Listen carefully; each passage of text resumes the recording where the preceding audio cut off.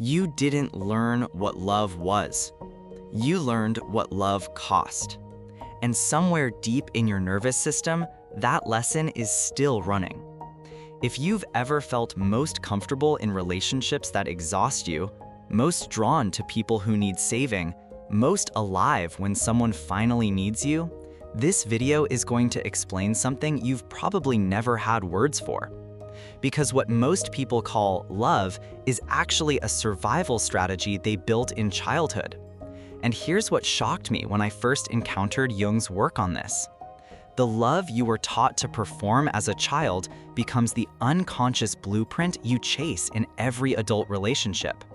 Stay with me, because what I'm about to walk you through will permanently change how you see your patterns.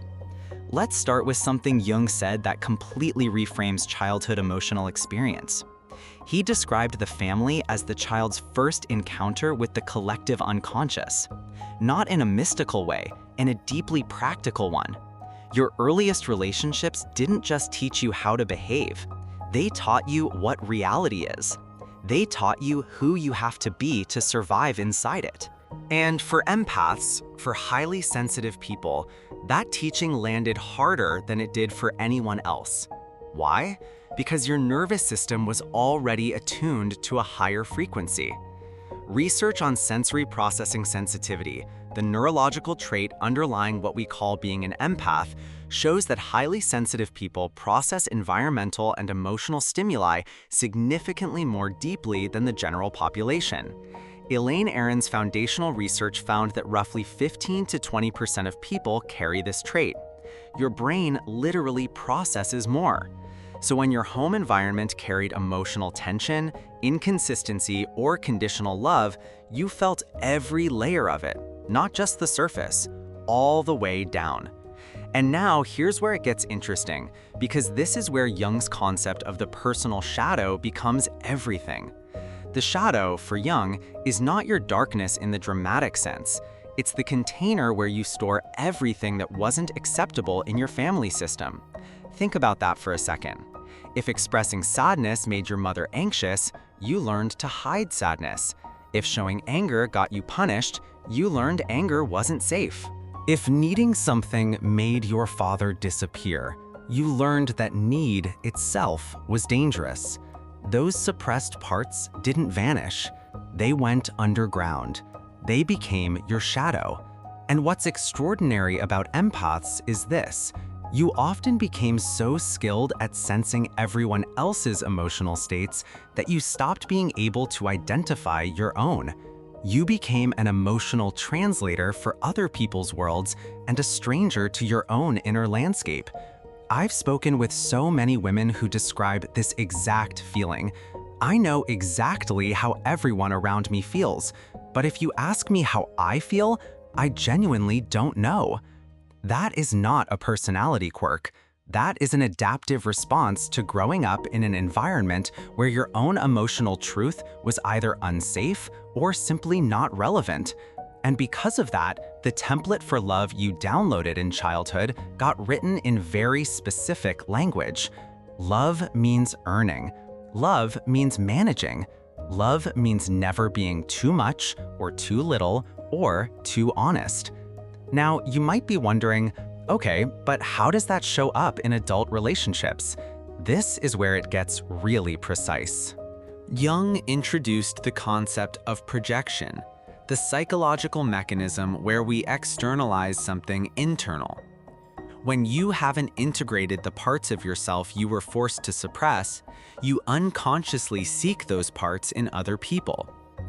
The empath who was taught her anger was unacceptable, she often ends up in relationships with someone who carries enormous, unchecked anger.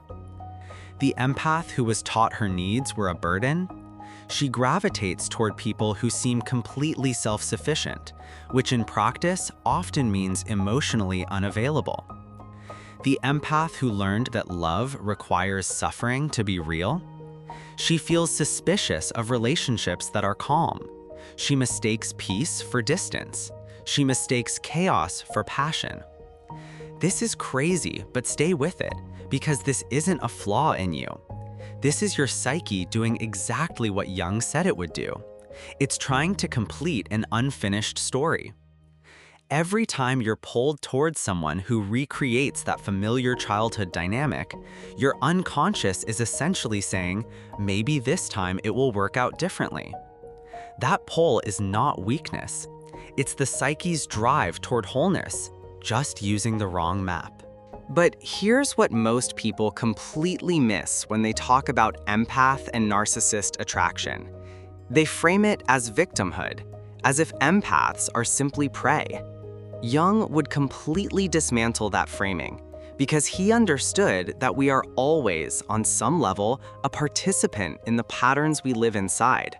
Not because you deserve harm, not because the abuse is your fault, but because your shadow contains the disowned parts that make certain relational dynamics feel unconsciously familiar and therefore unconsciously safe. The narcissistic partner who dismisses your feelings, that may be recreating the parent who told you your sensitivity was too much.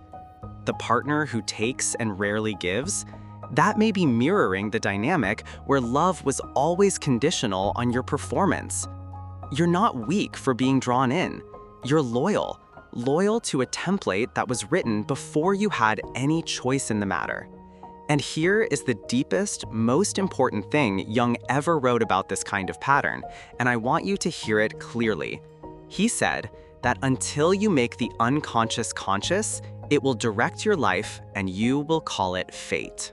That sentence is everything. Because the moment you begin doing real shadow work, not the aestheticized social media version, but actual depth work, you stop living inside the story your childhood wrote for you. You begin authoring your own. So what does that actually look like in practice? It starts with a question most people never think to ask themselves. Not, why do I keep choosing the wrong people? But instead, what does this person's behavior make me feel? And where have I felt that exact feeling before? That question is a portal, because the feeling in your body in your current relationship is almost always an echo. It's pointing back, and when you follow that echo, when you trace it back to its origin with genuine curiosity instead of judgment, something remarkable happens. The charge begins to dissolve. Not because you finally found the right person, but because you finally found yourself. Jung called this individuation, the lifelong process of integrating all the parts of yourself that were split off, suppressed, or simply never allowed to exist. For empaths, individuation often begins with a single, terrifying realization. The love you were taught to crave is not actually love. It's familiarity, dressed in love's clothing. And you are allowed to want something different. You are allowed to recognize calm as intimacy, not distance. You are allowed to let a relationship feel easy without waiting for the catastrophe you've been unconsciously trained to expect. That is not naive. That is psychological freedom, and it is completely within your reach. So let's land here together.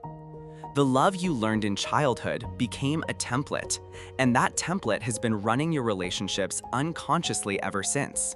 Your shadow holds the suppressed parts of you that keep attracting familiar dynamics.